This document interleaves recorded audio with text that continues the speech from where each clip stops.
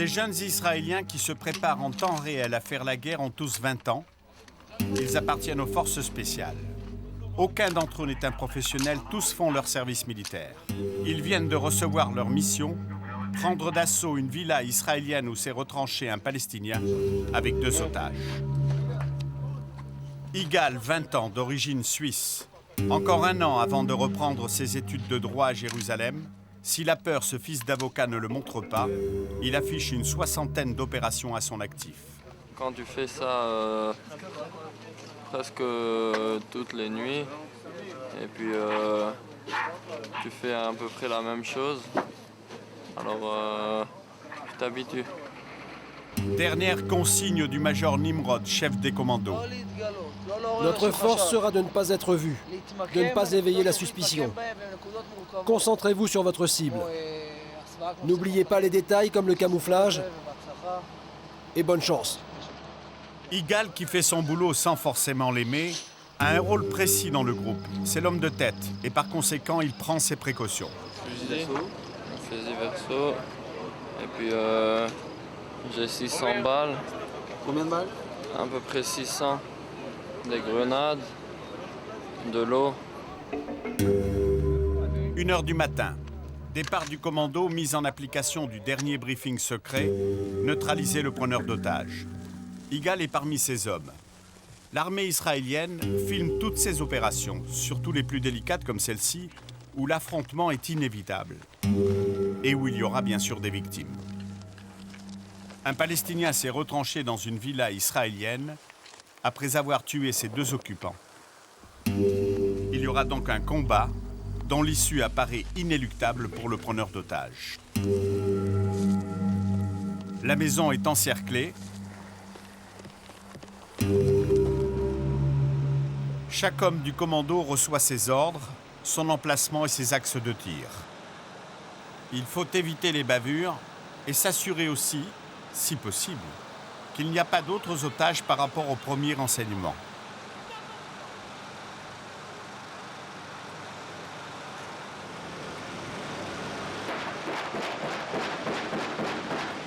Échange de coups de feu nourris.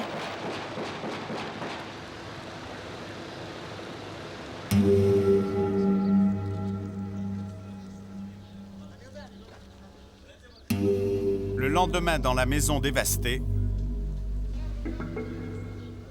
le corps du preneur d'otages. 4 heures plus tard, 7 heures du matin, le commando de la nuit est revenu à Beth Lid, le camp de base des commandos parachutistes. Les hommes vont enfin se coucher pour trouver un peu de repos dans leur chambre au confort sommaire. Ils savent que le soir même, ils devront repartir en mission, c'est le menu quotidien de cette unité spéciale. Vous aimez ce que vous faites?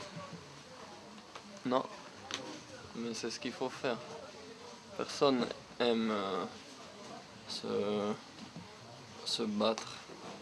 On n'est pas là pour ça. On est là pour ça, mais on n'est pas sur cette terre pour ça. Mais si c'est pas nous, c'est notre famille. Alors on a 3 ans, on le fait et puis on sourit.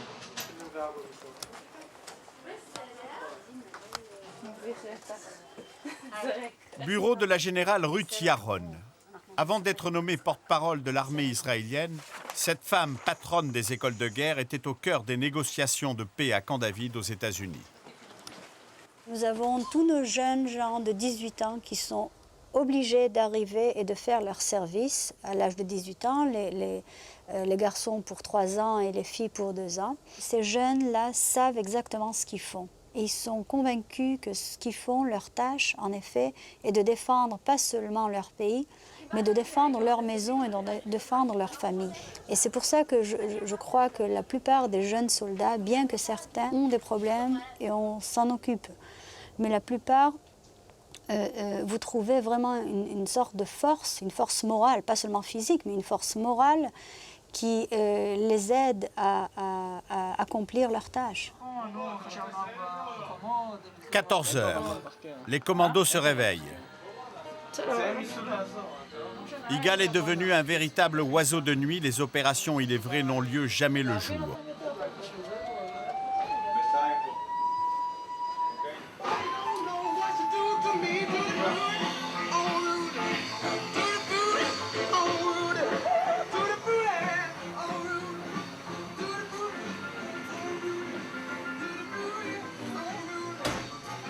Dans les chambres, les fusils d'assaut, les lance-roquettes sont abandonnés à la portée de n'importe quelle main. Les radios hurlent toute la journée des rythmes techno ou rock. Plutôt une atmosphère de camp de vacances et d'absence apparente de discipline. Ce qui n'effraie pas le major Nimrod, 34 ans, le chef des commandos parachutistes. Il n'y a pas beaucoup de discipline ici. Non, Pourquoi? ce n'est pas dans notre intérêt de faire de la discipline ici. Ils n'en ont pas besoin? Non, eh oui, évidemment qu'ils en ont besoin, je plaisante. Mais ici, c'est un autre type de discipline. Ce n'est pas la même chose que dans les autres unités. C'est différent des unités de l'armée régulière ici. Ici, la discipline, ce sont les hommes qui se l'imposent eux-mêmes. Elles se fondent sur leur qualité de guerrier. Ce sont des troupes d'élite. Ils ont des missions tellement stressantes, tellement difficiles que ça suffit. C'est pas la peine d'ajouter de la pression. Quand ils sont ici, alors ils sont tranquilles. Ouais, voilà, c'est l'idée principale. Ces jeunes gens sont évidemment triés sur le volet. Chaque année, 500 se portent candidats, 30 seulement sont retenus. Depuis que la deuxième intifada palestinienne a été déclenchée, on jette dans la guerre ces jeunes commandos à l'issue d'une seule année de formation au lieu de 2. Vous avez vos petites machines à toast aussi là? Ouais, des petits plaisirs. Bon matin.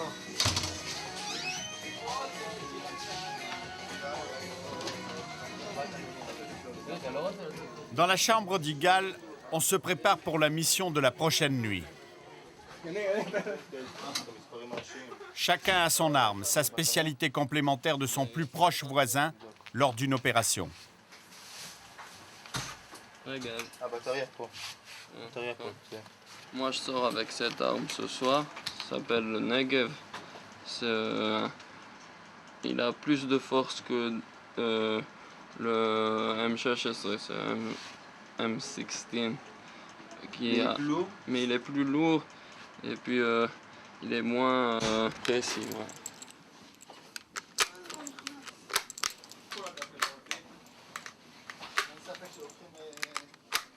Tu tires à chaque opération? Non, non. C'est rare? C'est pas rare, mais pas chaque opération. Ça dépend des opérations. Et puis ce soir, c'est sûr qu'on tire. Ça, c'est mon lance-roquette. Rocket? Ouais, lance-roquette, oui. Il est à vous?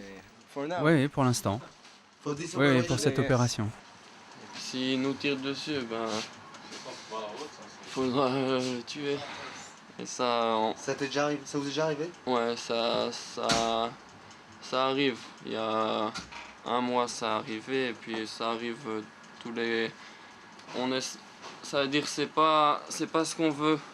On veut les attraper, c'est beaucoup mieux. D'abord, c'est pas de tuer, et deuxièmement, comme ça, tu peux savoir beaucoup plus de choses. Et ça, c'est pour quoi faire? Ça, c'est pour tuer les gens. Mais non. En réalité, c'est une caméra thermique pour filmer les opérations nocturnes.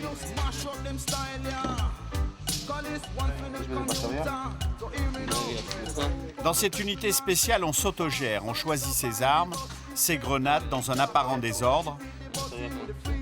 On jouit de la même liberté pour aller quand on peut, quand on veut, au stand de tir, pour affiner ou vérifier le réglage de ses armes, comme on va à la fête foraine.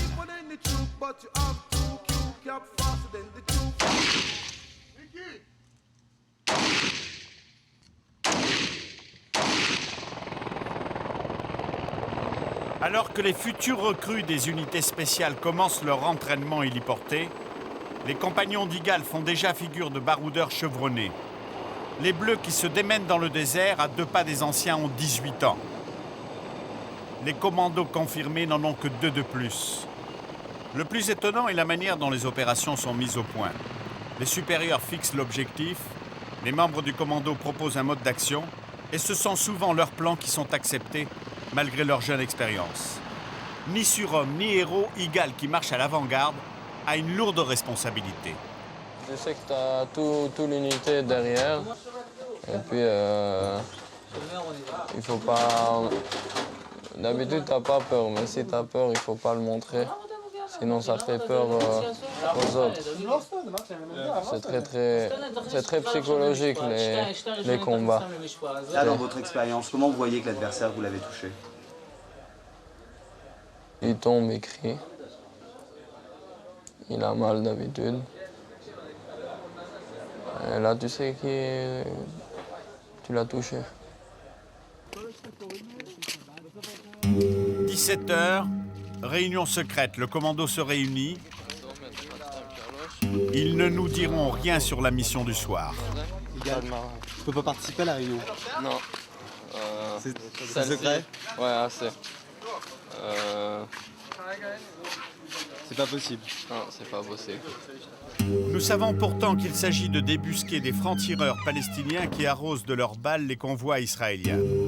L'unité spéciale a effectué de nombreuses missions de ce type durant lesquelles ils ont eu des pertes. Ce soir, avant que l'opération ne commence, les femmes parachutistes du commando préparent une cérémonie en souvenir des 836 morts au combat depuis la création du commando en 1948. Moyenne d'âge des morts, 20 ans. C'est important la cérémonie qui se passe ce soir, hein? Ouais, c'est important. Pourquoi, hein? Parce que si tu oublies tes morts, tu oublies pourquoi tu vis, alors faut y être.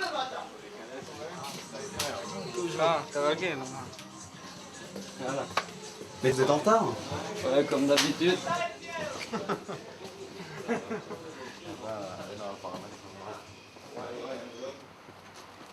Il y a tellement beaucoup de cérémonies, c'est dur chaque fois de ressentir la même chose. La première fois, c'est pas comme la 10e fois, jamais.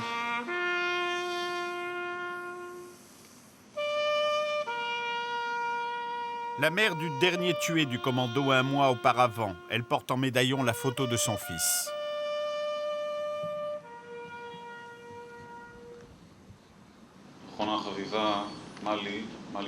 Je m'adresse à la famille Segel.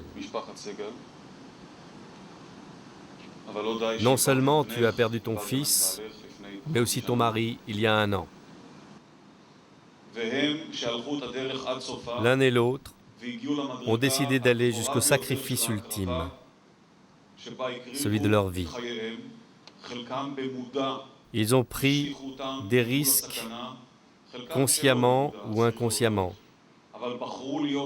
Ils sont allés dans des endroits où la chance de revenir vivant est très faible.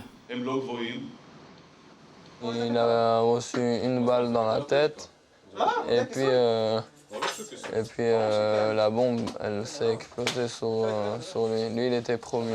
Vous l'avez vu ça? Non, j'ai entendu les cris. J'étais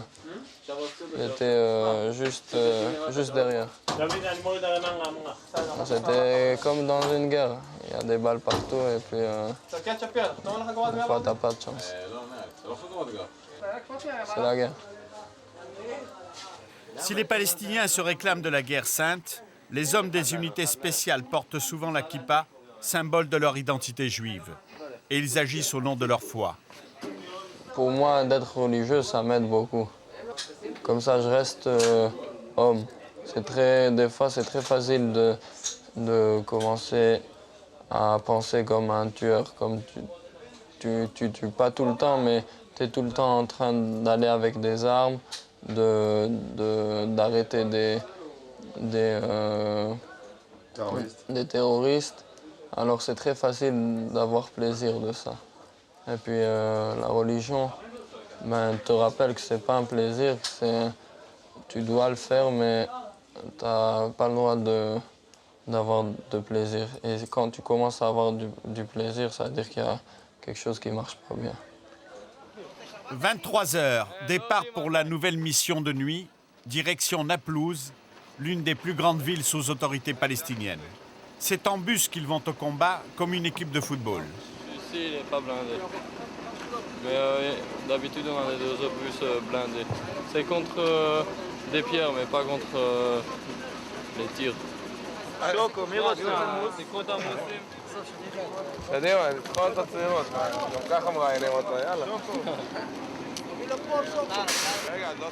un peu comme une colonie de vacances, alors on aime manger avant de sortir. On est encore jeune, alors ce qu'on peut ressentir comme jeune personne, alors c'est sympa. C'est comme quoi, par exemple? Comme manger des mousses, boire un cacao, ou rigoler beaucoup. Après, quand il faut être sérieux, on est sérieux aussi. Mais on essaye de rigoler, c'est beaucoup plus facile comme ça. Des confiseries pour entretenir l'ambiance, et pour la prolonger, ils n'ont pas trouvé mieux quelques heures avant l'action que de se projeter un film de guerre américain sur des terroristes qui détournent un train.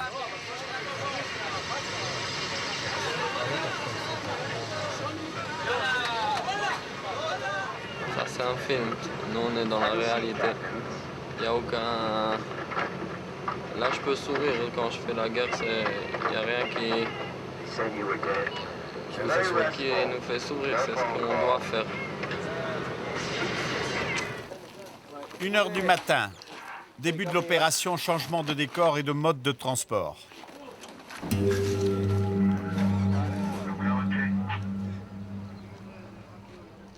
Sur une carte d'état-major, on rappelle aux commandos par quel itinéraire ils doivent s'infiltrer à l'intérieur d'une zone contrôlée par les miliciens palestiniens. L'incursion a pour but de débusquer des tireurs d'élite qui prennent pour cible les patrouilles israéliennes. La première partie a consisté à approcher Naplouse en véhicule blindé.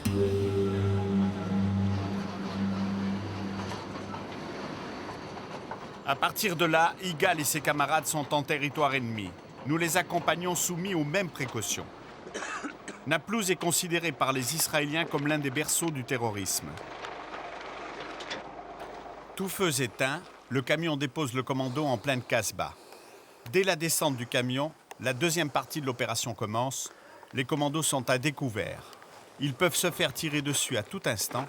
Priorité des priorités, ne pas se faire voir ni entendre. S'ils sont détectés, cela peut être mortel pour tout le groupe. Regarde s'il y a quelqu'un à la fenêtre. Le commando fonctionne en binôme.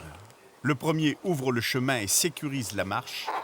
Le deuxième binôme, c'est celui des snipers, les tireurs d'élite. Et le dernier binôme ferme la marche. Il assure les arrières.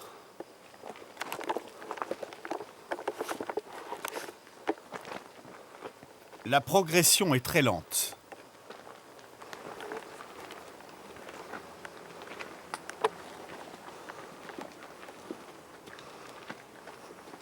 Le commando doit traverser ce quartier pour atteindre une colline qui surplombe la vieille ville.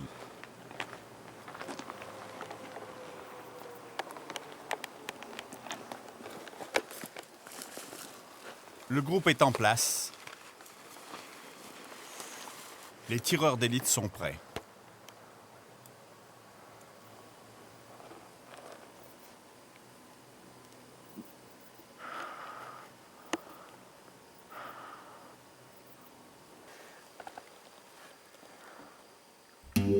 Cette rue palestinienne a une histoire. Tous les jours, les patrouilles israéliennes essuient des tirs en provenance des fenêtres d'immeubles qui l'abordent. Le chef de groupe informe son commandement qu'ils sont sur zone, sur place dans le jargon militaire. Cette Jeep blindée est israélienne. La tactique consiste à simuler une panne qui immobilise la Jeep au milieu de la chaussée et à attendre la réaction de l'adversaire.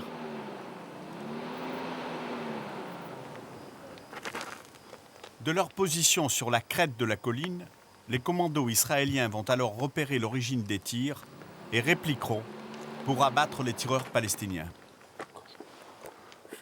1 heure, 2 heures, 3 heures du matin, rien ne se passe. Les Palestiniens n'ont toujours pas attaqué la Jeep. Ils ne sont pas venus.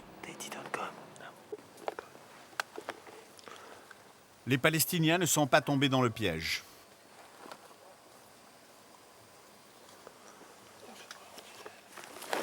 L'extraction du groupe de soldats est encore plus dangereuse que sa mise en place.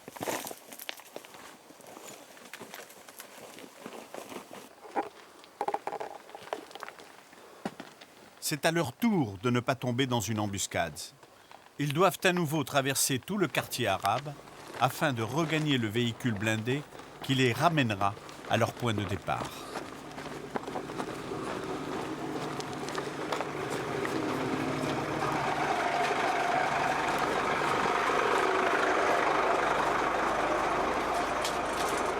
Cet exercice est souvent recommencé dans les villes palestiniennes. Pour ces jeunes recrues rompus à la guérilla antiterroriste, c'est presque une routine.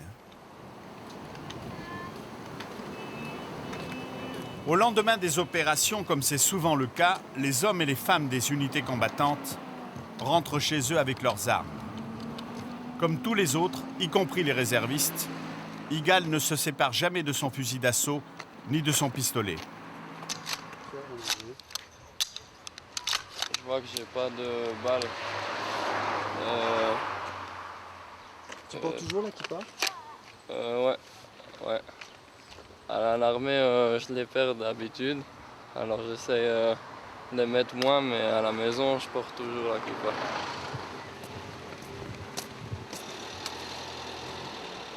Igal vit à Jérusalem chez ses parents, des avocats aisés. Ça, c'est la maison.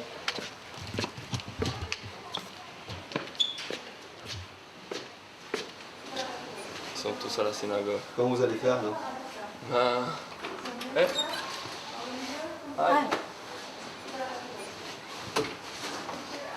C'est votre mère?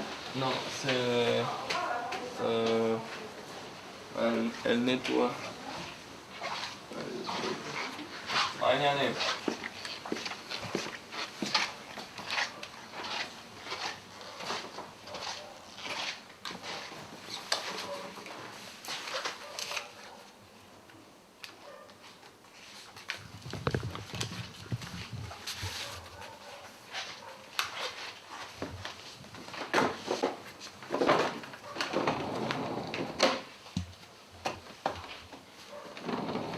Vous la rangez toujours là, votre arme?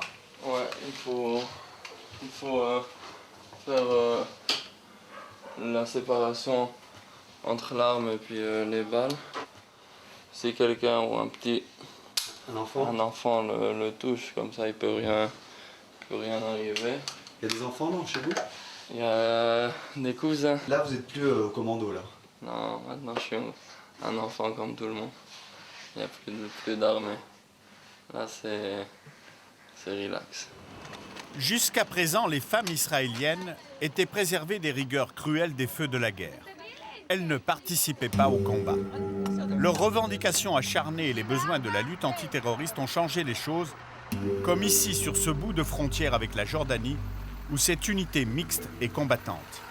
Elle est composée pour moitié de femmes soldats, logées à la même enseigne que leurs camarades masculins. Elles viennent de recevoir l'ordre de serrer leur dispositif pour empêcher d'éventuelles infiltrations de Palestiniens armés. À gauche de la route ensablée, Israël, à droite, la Jordanie. C'est ça la frontière. Ici on peut voir les traces, okay, si on passe de Jordanie en Israël. Et le pisteur ici, il peut le voir. Nous on peut pas voir, c'est vraiment dur. Abby a 20 ans, elle commande aux hommes et elle est accompagnée d'un pisteur bédouin seul capable de décrypter les traces laissées dans le sable. Quelles traces vous cherchez? Traces des gens qui passent des empreintes? Ouais, exactement, qui viennent pour faire un acte terroriste. Et ça vous plaît ce dans travail? notre base ou en Israël. Si ça me plaît, c'est un peu dur, mais si ça me plaît. C'est une expérience pour pour les femmes de faire un rôle pareil. Toutes les femmes de 18 à 20 ans effectuent 2 ans de service militaire dans l'armée israélienne. Et comme elles veulent de plus en plus être exposées aux mêmes dangers, celles qui sont sélectionnées sont soumises aux mêmes servitudes.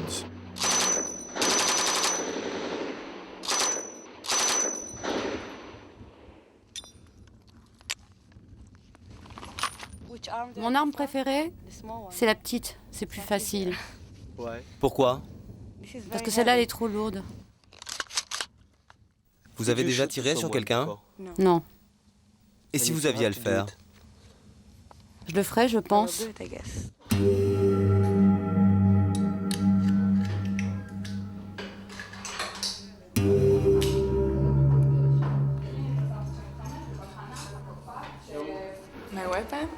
Mon arme, je l'aime bien.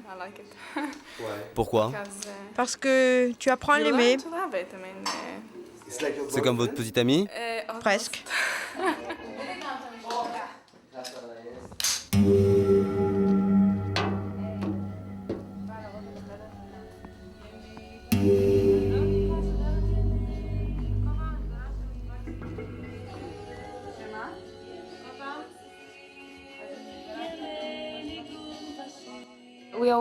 Ici, on est entre amis, on passe de bonnes soirées, on fait des veillées, on boit un coup et on s'amuse entre nous.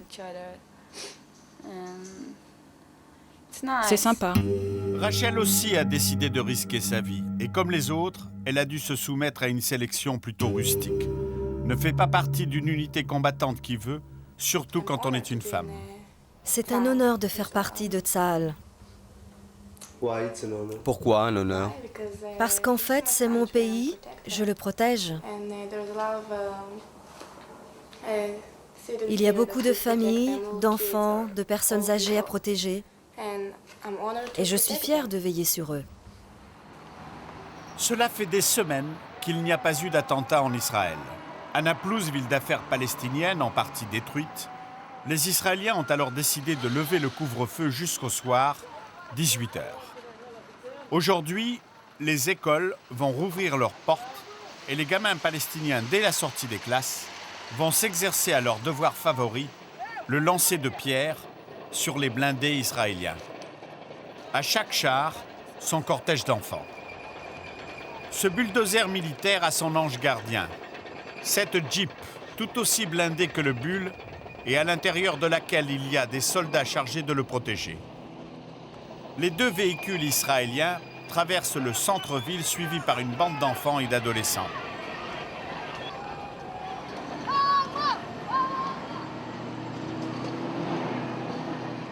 La mission de la Jeep, c'est d'empêcher quiconque de s'approcher du bulldozer, pas même les femmes. Il s'agit de protéger le conducteur de l'engin. Où est-ce que tu veux qu'on aille pour l'instant? Où habitez-vous? Juste là.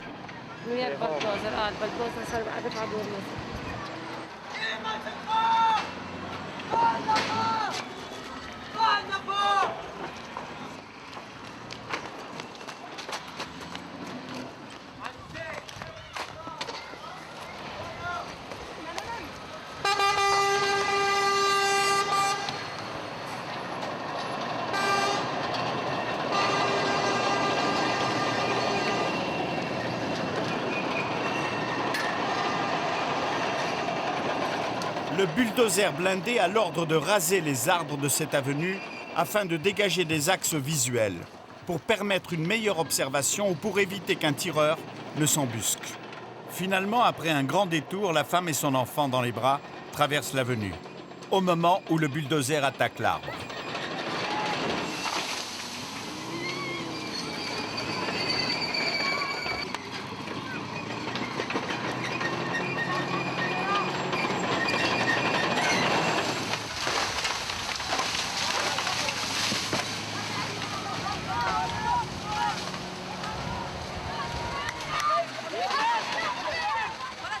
Les gamins palestiniens ne quittent jamais des yeux la Jeep qui protège le bulldozer. Les gamins savent que le danger vient de là. À un moment ou un autre, les soldats ouvriront le feu et mettront fin au harcèlement du bulle.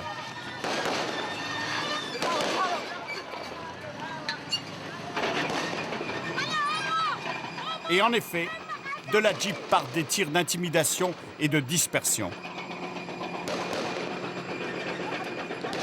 Tout le monde se met à l'abri des tirs et une confusion se produit à l'occasion d'un échange de coups de feu dont on ne déterminera pas l'origine.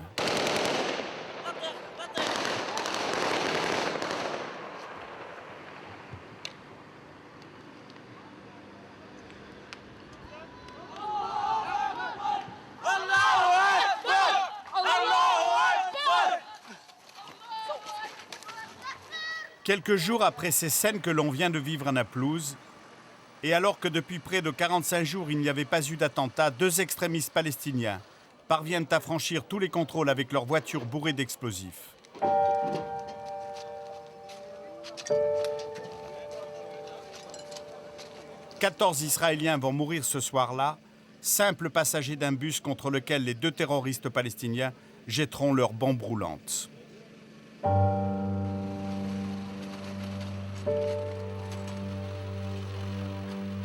Chaque attentat sanglant déclenche une sorte de rituel. Des rabbins veillent au respect de la reconstitution des corps.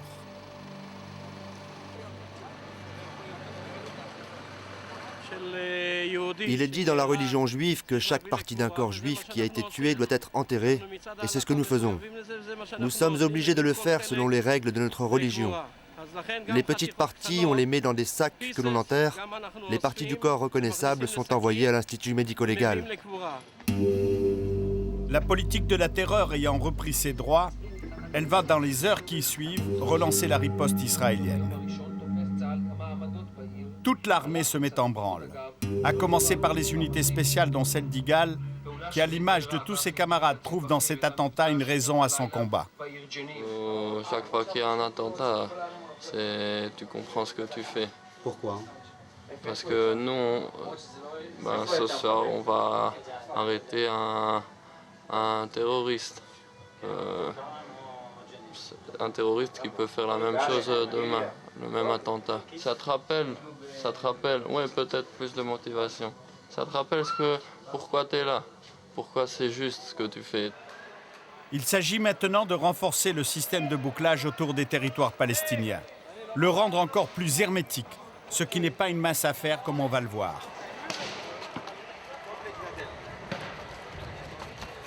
Tous les soldats, même les appelés les plus récents, vont y participer.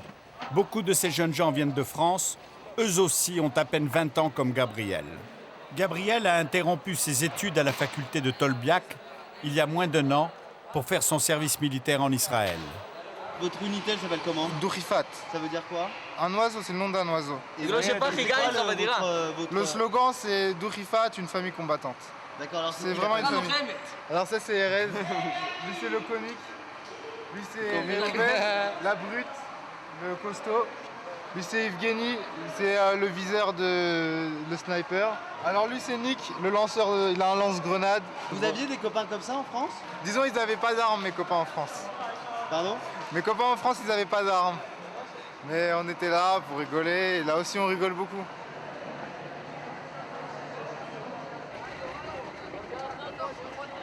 Et comment ils le vivent vos parents? Difficilement. Difficilement, mais moins difficilement qu'au début. Ils dorment la nuit? Ils ont du mal. Je pense que l'armée, c'est l'école de la vie. Et d'un côté, dommage qu'il n'y ait plus l'armée en France. Parce que je vois les gamins ici les gens de mon âge ici, et les gens de mon âge en France, c'est pas du tout la même mentalité, quoi. Ils sont comment en France, ils sont comment ici? Disons qu'ici, les gens, ils vivent plus. Disons, ici, il y a la discipline. En France, on n'inculque pas la discipline à l'âge de 18 ans. À mon avis, les 2 dernières années, dont la réalité était que l'État d'Israël continue ses guerres d'indépendance, cette fois-ci dans une guerre contre le terrorisme, a attiré beaucoup de jeunes gens, des jeunes gens de France aussi, qui viennent et qui décident qu'Israël, c'est leur maison. Ils viennent vivre en Israël et ils font part de la société israélienne et même du service militaire. L'État d'Israël n'est pas seulement une démocratie, mais c'est le seul pays juif au monde. Donc, si vous voulez, l'armée israélienne n'est pas seulement l'armée de toute la nation d'Israël, mais c'est aussi l'armée de tous les juifs français, américains, où ils sont, et russes. Beaucoup de Russes. Gabriel, qui a quitté une vie confortable en France malgré l'opposition de ses parents, participe au bouclage des territoires palestiniens. Et ici, c'est les territoires. Là, c'est le checkpost. Par là, Tel Aviv, par là, Jérusalem. Et alors? Moi, je filtre.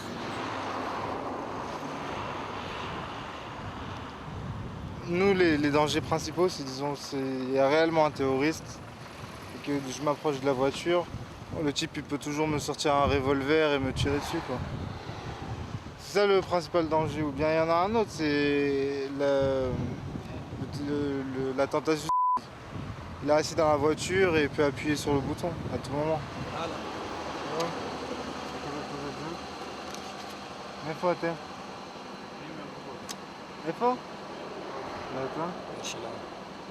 Après un an de service, Gabriel ne réalise toujours pas d'être là, armé d'un fusil d'assaut, bardé de chargeurs, serré dans un gilet pare-balles et faisant face à la menace terroriste. Ce qui est bien, c'est qu'on nous donne pas mal de responsabilités. Parce qu'ils nous disent, à votre libre choix, celui qui vous paraît suspect, vous pouvez fouiller, vous pouvez faire ce que vous voulez. C'est-à-dire que si maintenant arrive un terroriste ou quelque chose comme ça, c'est sur moi je suis le dernier rempart. 4 jours après l'attentat du nord de Tel Aviv, ses 14 morts et ses 65 blessés, on connaît l'identité des 2 kamikazes. Plus important, les Israéliens semblent avoir repéré tout le réseau d'appui et la ville palestinienne d'où ils viennent, Jenin. La réponse est immédiate. Le blocus est total, Jenin est cerné. Les premiers blindés investissent la ville. Le couvre-feu est décrété. Ses habitants ont l'habitude de ces grandes opérations militaires. Pourtant, celle qui vient de commencer sera d'une précision différente, très différente des précédentes. C'est le premier jour de sa mise en place. Le dispositif va durer 5 jours. 40 chars ont pris position. C'est une avant-garde.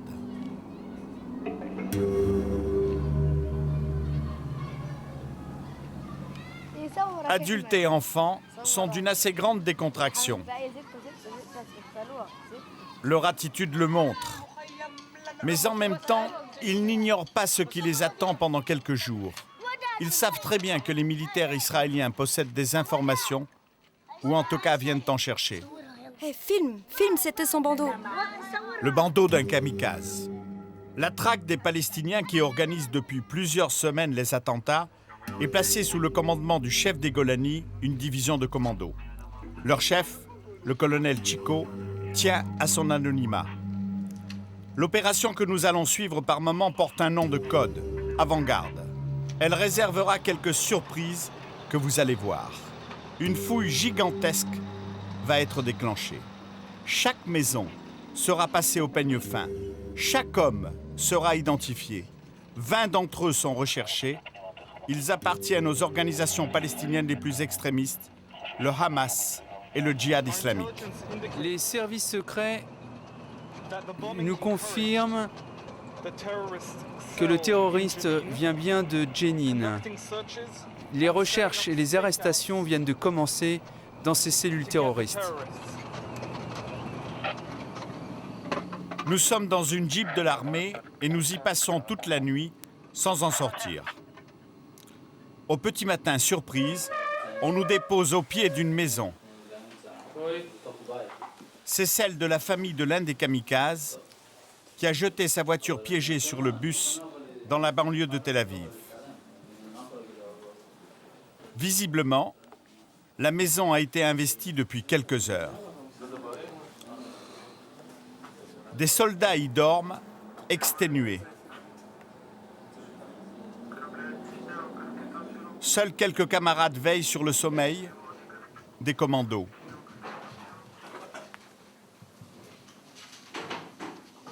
L'armée y a installé un poste de commandement protégés par des tireurs d'élite. Le jour se lève et au mur, une affiche que décrypte un officier du renseignement militaire. Djihad islamique. C'est qui? C'est le terroriste qui s'est suicidé il y a quelques jours à Karkour. Ashraf Salaji Asma.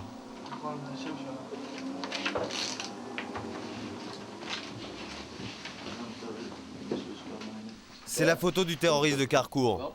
Ah bon? Et l'autre? L'autre? Je ne sais pas.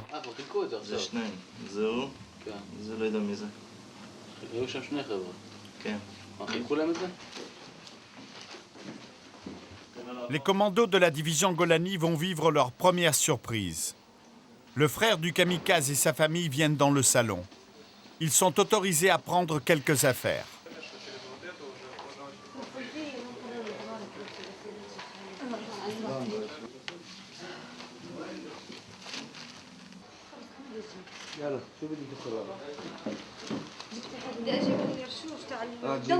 On peut prendre les médicaments pour les enfants?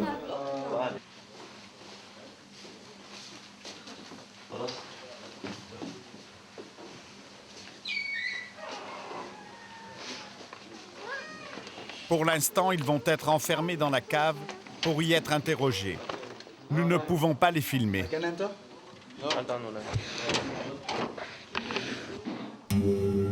Deuxième surprise, durant la perquisition, l'armée trouve une série de photos compromettantes.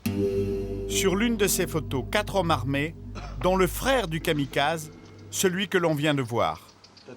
C'était le terroriste? C'est celui qui est dans la maison. C'est cet homme, le frère du terroriste qui s'est suicidé au nord de Tel Aviv contre le bus. Le frère du kamikaze palestinien soupçonné de faire partie d'un réseau islamiste est arrêté sur le champ, les mains entravées et les yeux bandés.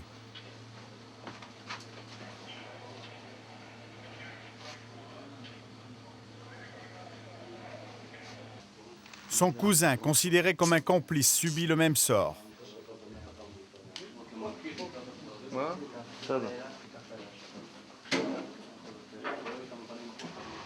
Les 2 suspects palestiniens sont extraits de leur maison avec précaution pour éviter des tireurs embusqués.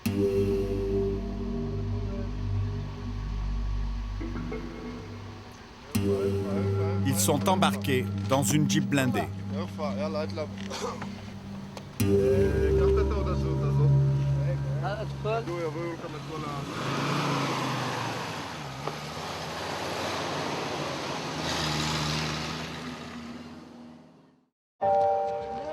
L'onde de choc que l'attentat de Karkour au nord de Tel Aviv a déclenché n'a pas faibli.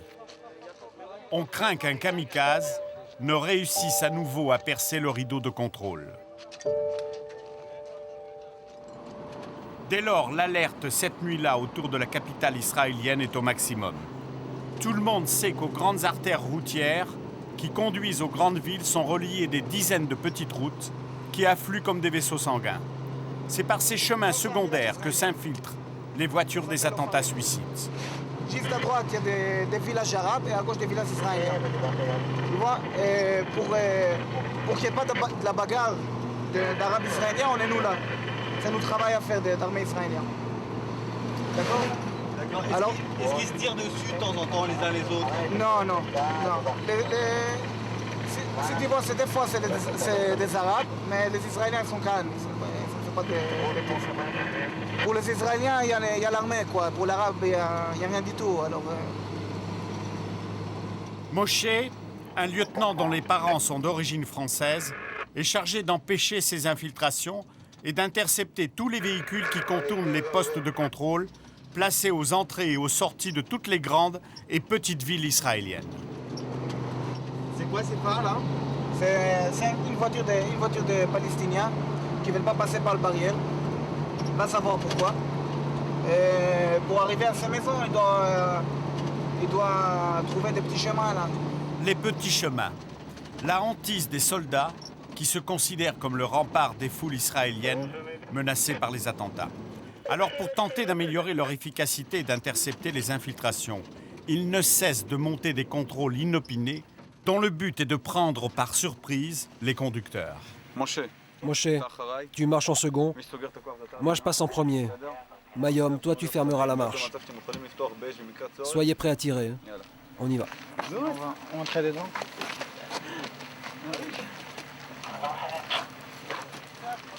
Là, on est dans un village palestinien, un village qu'on le connaît bien, qui c'est un village dangereux.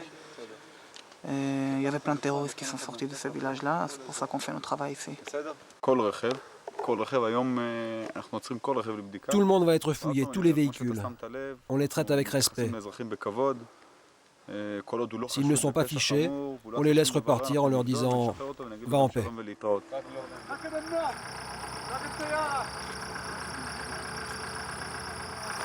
Alors, si tu vois, cette voiture est toute fermée. C'est une voiture, possibilité que tu peux trouver un terroriste dedans. C'est pour ça qu'on sort tout le monde dehors pour voir. On regarde bien le papier et tout, parce que cette voiture-là, c'est pas une normale voiture, quoi. Sors de la voiture. Shimon, crie-lui de sortir du véhicule avant que je m'énerve.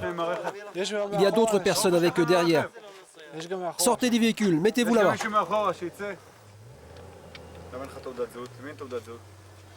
Pourquoi tu n'as pas tes papiers? Ma carte d'identité, elle est dans ma voiture. Et je l'ai oubliée.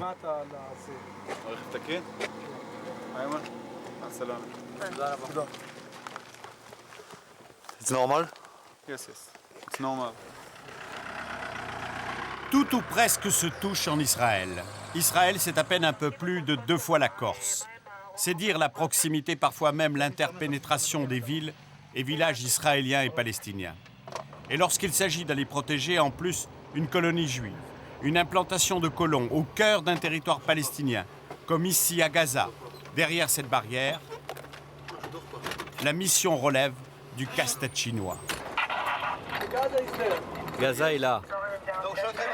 À droite, c'est la ville de Gaza.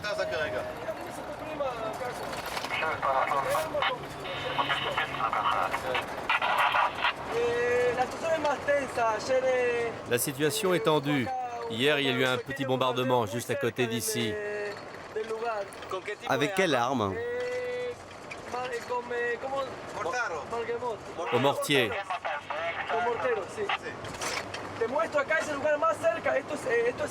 Regarde, ce sont les Arabes, les Palestiniens, l'endroit le plus proche de la route. Ils peuvent sortir une arme par la fenêtre et nous tirer dessus. C'est très simple. Là, c'est la Palestine.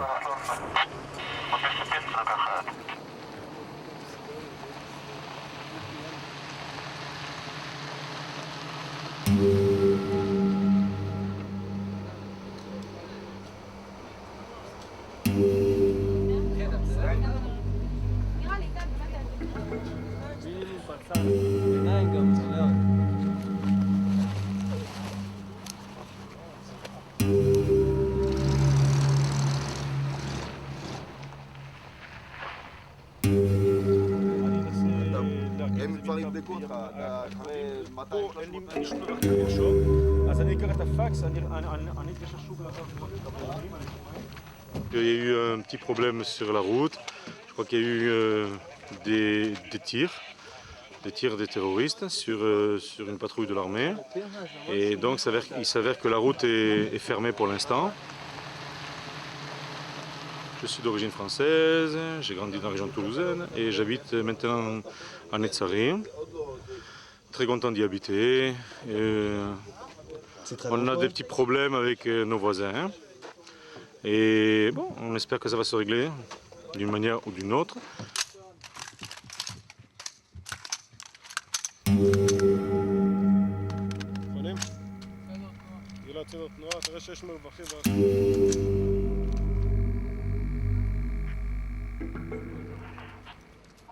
23h, un commando israélien va tendre une embuscade aux Palestiniens qui ont tiré sur les véhicules militaires.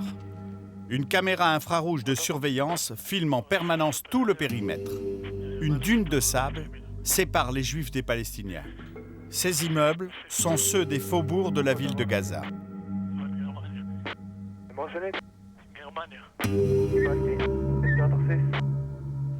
Nous sommes avec le commando.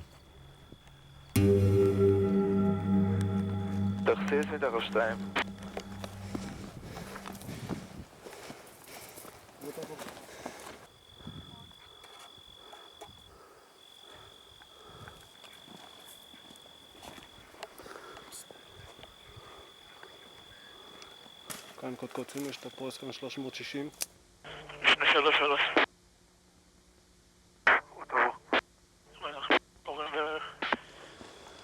Qu'est-ce qui se passe là?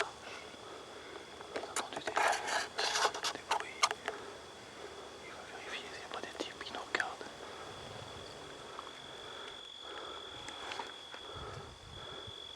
La caméra du poste de commandement sont les yeux du commando. Elle l'informe. Après un balayage de repérage, la voie est déclarée libre. Le groupe peut rejoindre son point d'embuscade.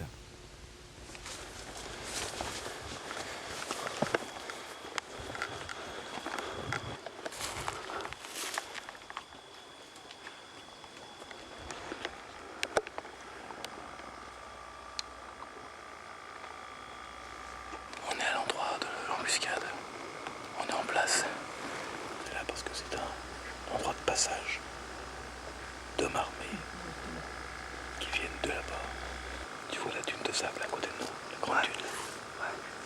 5 mètres après la dune, c'est tous les baraquements des officiers palestiniens. T'as des centaines de mecs là qui habitent à côté d'ici et qui sont des officiers palestiniens. De la police palestinienne? Oui. Et cette police, elle est acceptée aujourd'hui par l'État d'Israël? Elle est acceptée par les accords d'Oslo, mais elle ne fait rien, absolument rien. Contre le terrorisme, rien. Donc c'est pour ça que vous intervenez? Tout à fait.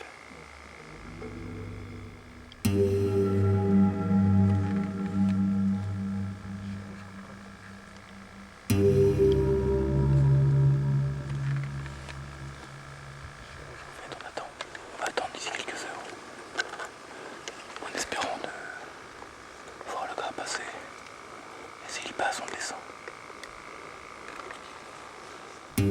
Les ordres sont catégoriques. Ouverture du feu sans sommation.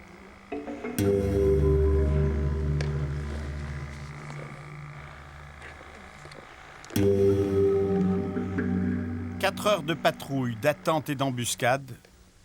Il n'y a plus de risque pour les colons juifs implantés en territoire palestinien. Le commando décroche. Ce n'est que partie remise. La ville palestinienne de Jenin continue d'être bouclée. Toujours les suites de l'attentat du nord de Tel Aviv. Le but est de retrouver 20 Palestiniens suspects d'appartenir au réseau terroriste. La plupart des interpellés que l'on voit ici seront relâchés.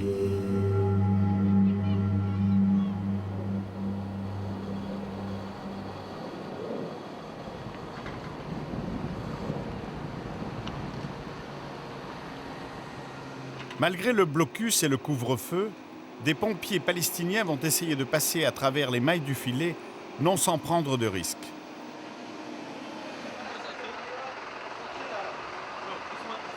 Ils n'y parviendront pas, des organisations humanitaires prendront le relais. Ils ont tiré sur le camion ici et le conducteur est sorti de l'autre côté. Vous pensez qu'ils voulaient le tuer? On n'en sait rien, mais je pense qu'ils voulaient les prévenir. Ne revenez plus jamais ici. Mais ce sont des secouristes, des pompiers. Ouais, mais qui que ce soit, ils s'en foutent. Ouais, je pense que n'importe qui devrait être révolté quand on voit qu'on tire sur des véhicules de pompiers qui délivrent de l'eau aux populations civiles. Pour moi, c'est inacceptable. Si elle n'est pas justifiée, l'attitude des soldats israéliens peut s'expliquer. Ils ont l'ordre de ne laisser approcher de leur position aucun véhicule civil, quel qu'il soit. Ils craignent toujours qu'il ne soit bourré d'explosifs. 5e et dernière nuit du bouclage de la ville de Jenin. Les soldats ont une mission délicate que nous allons filmer de bout en bout.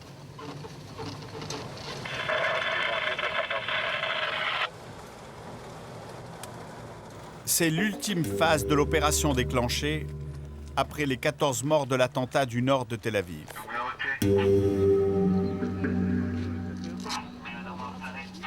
Elle commence par la destruction à l'explosif de la maison de l'un des kamikazes. Les artificiers disposent leur engin.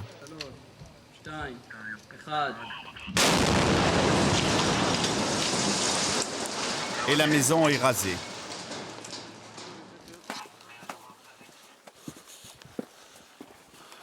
Le deuxième temps de l'opération de nuit peut alors commencer. Elle mobilise des centaines d'hommes de la division des commandos Golani.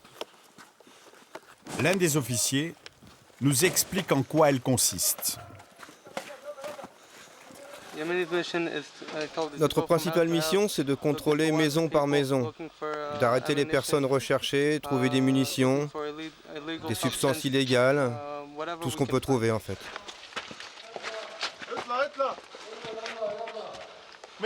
Ouvrez.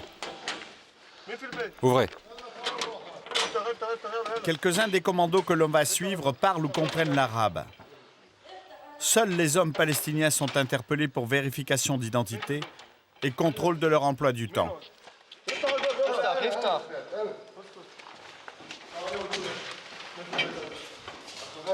Là, il y a mon fils.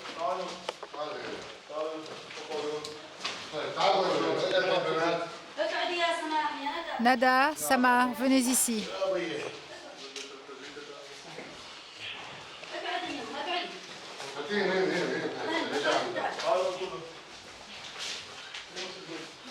Tout le monde est là. Je vais vérifier s'il manque quelqu'un.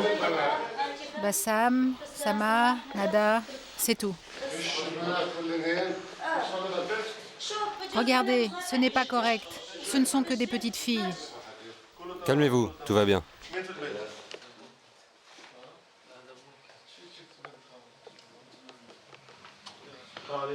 Toi là. Moi? Mets quelque chose, couvre-toi.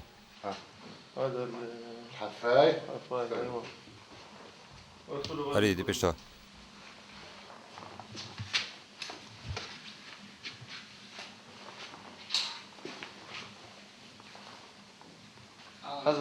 Allez, dépêche-toi.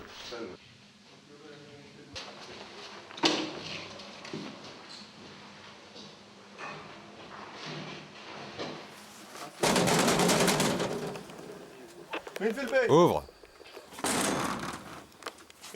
Ouvre la porte. C'est qui? Allez, viens ici. Personne n'ouvre. Or, la maison est habitée. Les soldats ont entendu des chuchotis.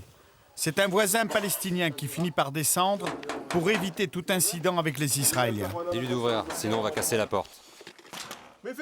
Ouvre. Dans la maison, une femme seule et ses 2 enfants. C'est la raison pour laquelle elle n'osait pas ouvrir. Qui est dans la maison? Moi et mes enfants.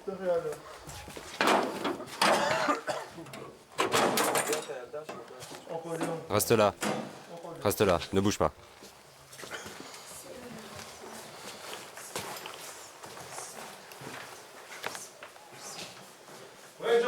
Où est ton mari? Il travaille. Il est gardien de nuit. Où est ton mari? Il travaille. Où? Il est gardien de nuit. Où? À l'université. Assez, ça va. Allez-y, allez-y. Dans la pièce d'à côté, des lits vides, défaits, peut-être encore chauds. Les soldats n'ont pas l'air de s'en soucier. Pensez-vous qu'il y avait d'autres gens dans cette maison? On ne peut pas savoir. Il y a beaucoup d'affaires et beaucoup de lits. On ne peut pas savoir combien il y avait de gens ici. Toute la nuit, et c'est la 5e et dernière nuit, toutes les maisons de Jenin sont passées au crible.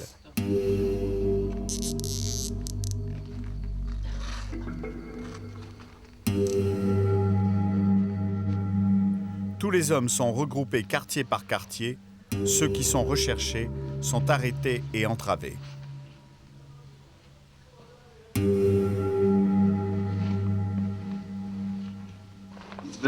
Vous faites un métier dangereux. Aujourd'hui, boire un café à Tel Aviv, c'est aussi dangereux.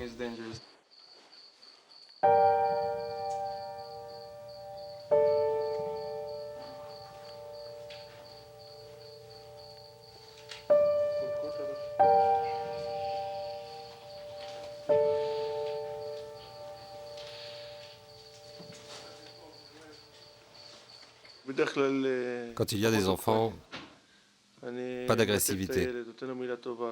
Je lui caresse la tête, j'essaye de le rassurer, je le fais rire. Je lui pose des questions, je lui parle pour qu'il voit que je suis humain. Fin de la nuit, fin de l'opération Avant-Garde. Les commandos de la division Golani, sur ordre du renseignement militaire, n'ont retenu que 9 Palestiniens suspects d'entretenir des liens directs ou indirects avec les réseaux terroristes.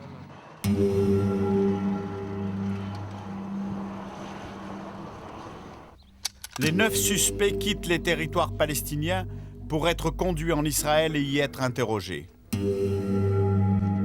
Les Palestiniens ne savent absolument pas où ils sont, ni où ils vont.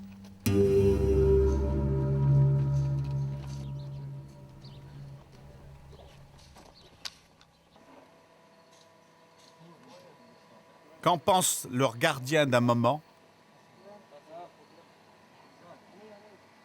Ce sont tous des appelés. Ils ont entre 19 et 21 ans. Pour faire notre boulot, il faut beaucoup de morale.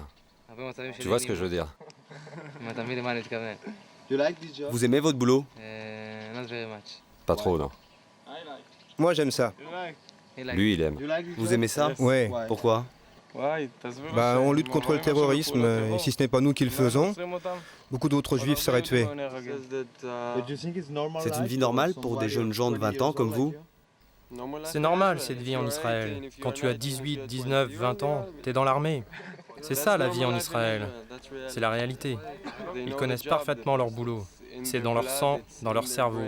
Quoi? Être soldat, dans une unité combattante. Pensez-vous que la paix soit possible? Ouais, j'espère. Vous espérez quoi? J'espère que la paix est possible. Qu'on arrivera finalement à avoir la paix. Un jour, on l'espère. Vous y croyez? Pourquoi pas? Oui. Oui. Vous y croyez à la paix? Oui. Un jour, il y aura la paix. En attendant, nous faisons ce qui doit être fait. C'est notre vie, pas un travail.